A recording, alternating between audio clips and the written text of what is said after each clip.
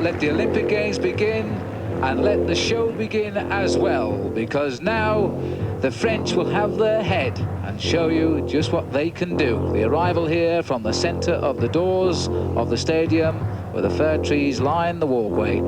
These instruments are unlisted in the glossary of musical instruments. They are called the sous-bassophones in French, and they are being pushed into the arena now, and then the show will start.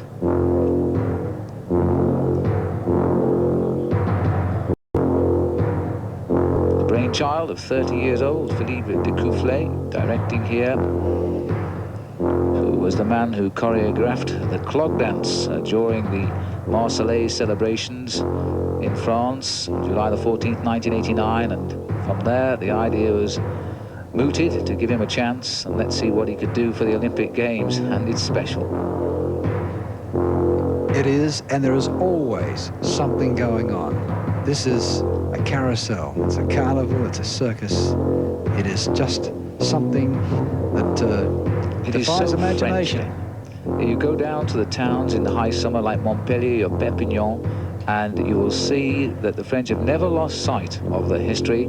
They bring out their national costumes and they dance and they play, and they often walk by candlelight through the night.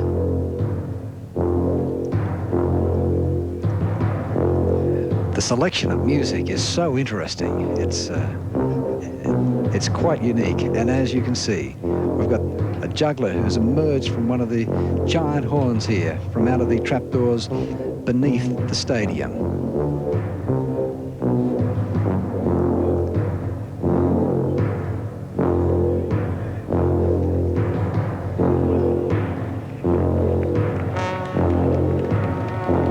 Notice every time there's a change of note, there's also a change of dancer or acrobat out of the horn.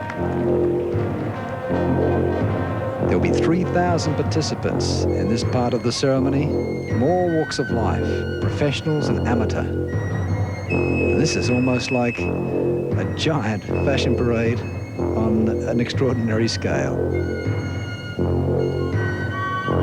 The colours of the Savoie. And remember, all this is being enacted down in Albertville, and towering above the furthest venue away is 50 kilometres, or 50 miles rather, and that is up by Val d'Isère. Everybody watching. In fact, they're saying there will be 2 billion spectators watching the opening ceremony here, and during the Olympic Games, the whole period, more than 320 hours of live coverage will go around the world.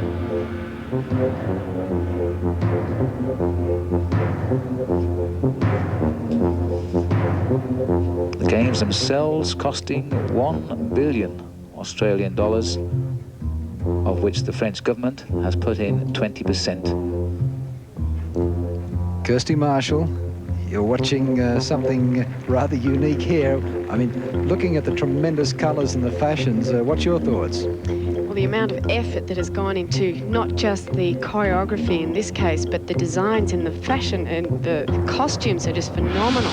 They are so original. It's incredible. It's really ahead of its time. Competing around the world as you have over the last couple of years, and talking to the athletes, what was the expectation of this ceremony? Certainly nothing this spectacular. Everyone was very nervous, particularly because most of the athletes that are competing, particularly in my discipline, have never competed at an Olympic Games before. So, I mean, the pressure is on because for most people it's the pinnacle of their career, and this just makes it all the more worthwhile for sure.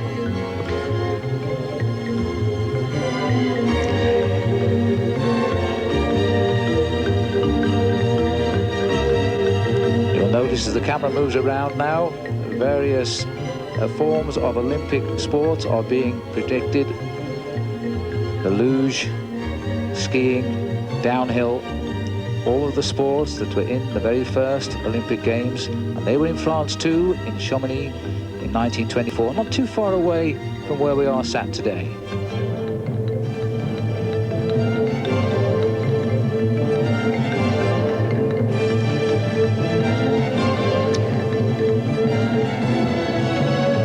The French have claimed that Chamonix, they were certainly the first Winter Games They also pointed out in 1968 at Grenoble, well, they were the first ones you could watch in colour television. And now in 1992 in Albertville, they are emphasising the break from Olympic tradition. And this will be a Games with a difference.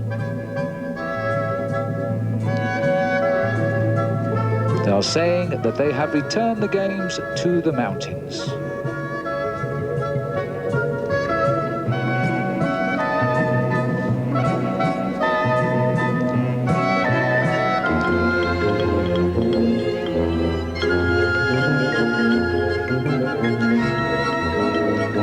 Thousands and thousands upon dots around the stadium, which all mark a dance sequence or some sort of movement for all these artists.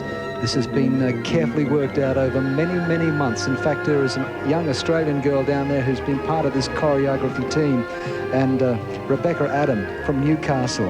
And a terrific thing for her to be part of this. She's been influential in some of the routines that you'll be seeing here this evening. I do hope that we get a shot of Rebecca. She's been over here for 5 years now and is one of the leading dancers and choreographers in France.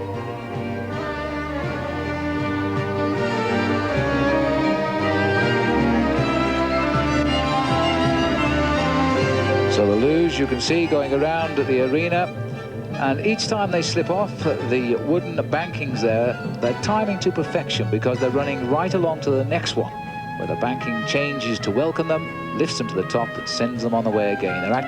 They've worked it out so they can go around this arena without ever losing their momentum. Tremendous piece of choreography, and as you can see, a very colourful picture. The stadium here is totally hushed and enjoying the spectacle.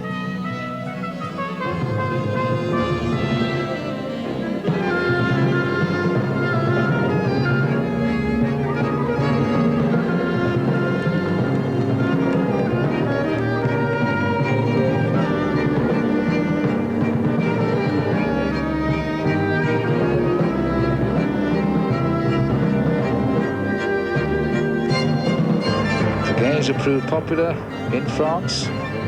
They hope to sell 800,000 tickets before the start of these games. They are only about 25,000 short of their target, so they view that as an excellent beginning. Popular events already sold out. In many ways, it's something you would see from Alice in Wonderland. It's a circus. It's the carousel. It is French theatre. It is a real mixture. And it might be, Ken, what we can expect, because the Olympic Games now are costing so much money. Juan Antonio Samaranch has hinted in the IOC meetings this past week, where they've been meeting up at the top of the mountain at Courchevel 1850, that the Olympic Games of the future may not be given to just one country. They might go to neighbouring countries where they can run some events in the mountains and other events across other countries' borders in the flatlands. It may be simply too expensive in the long-term future for one country to take on board this sort of event.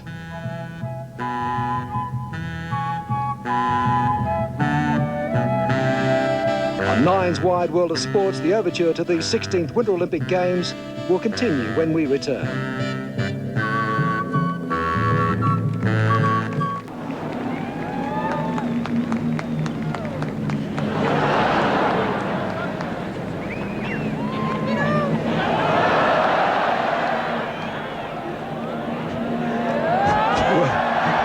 Dancers, or one of the artists, having a bit of trouble getting himself or herself into position, but not from the want of a little bit of help and encouragement from the crowd. Here we go. We've almost got them in position, but not quite. And this huge... The French will love that. Well, not everything goes according to script. A giant umbrella.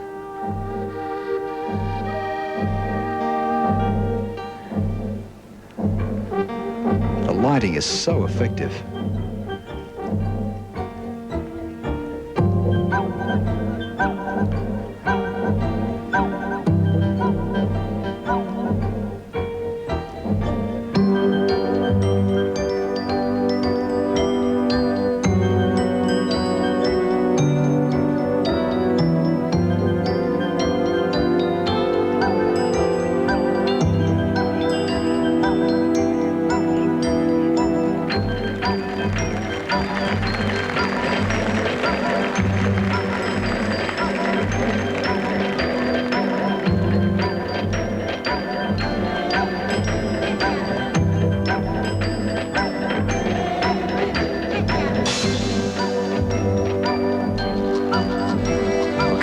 Marshall, I would imagine that you might just feel at home with this sort of routine, the freestyle aerials. You're used to this sort of tumbling and turning. This might be a new training method.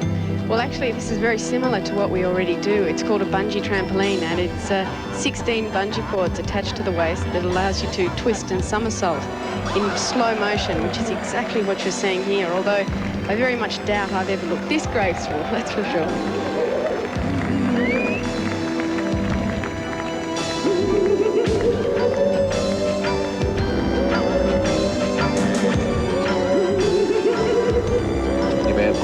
There of firemen, in fact, in their jester uniforms, making the way across poles towards the outside of the stadium, and they will drop down amongst the crowd. And yet another example of how the organisation has involved just about every walk of life in this presentation. In fact, 30 firemen are taking part in this particular display.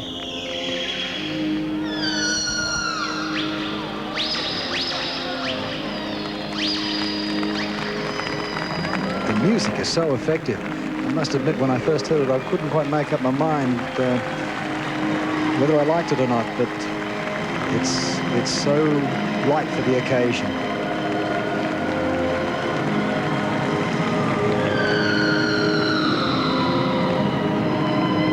It is like the Big Top, isn't it? It is exactly like the Big Top, Ken. It is a carnival atmosphere. It is indeed very, very French. And as a nation, believe me, they do know how to enjoy themselves.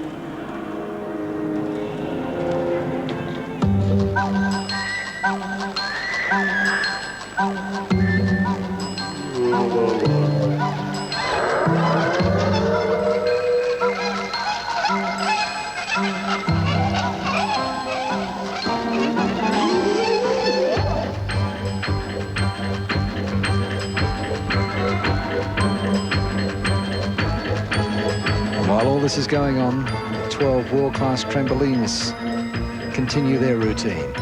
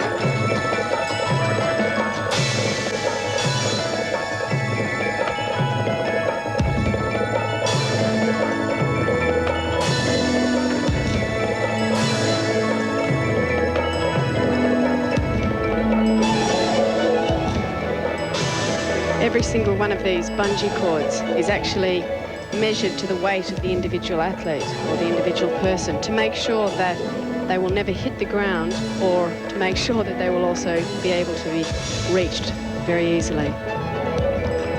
You'd have to convince me of that one, Kirsty, before you get me up there.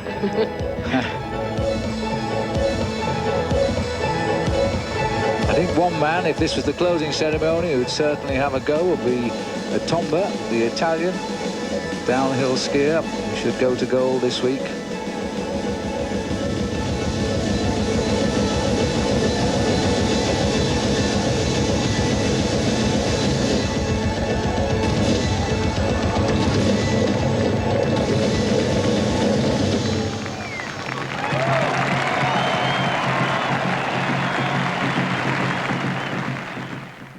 something.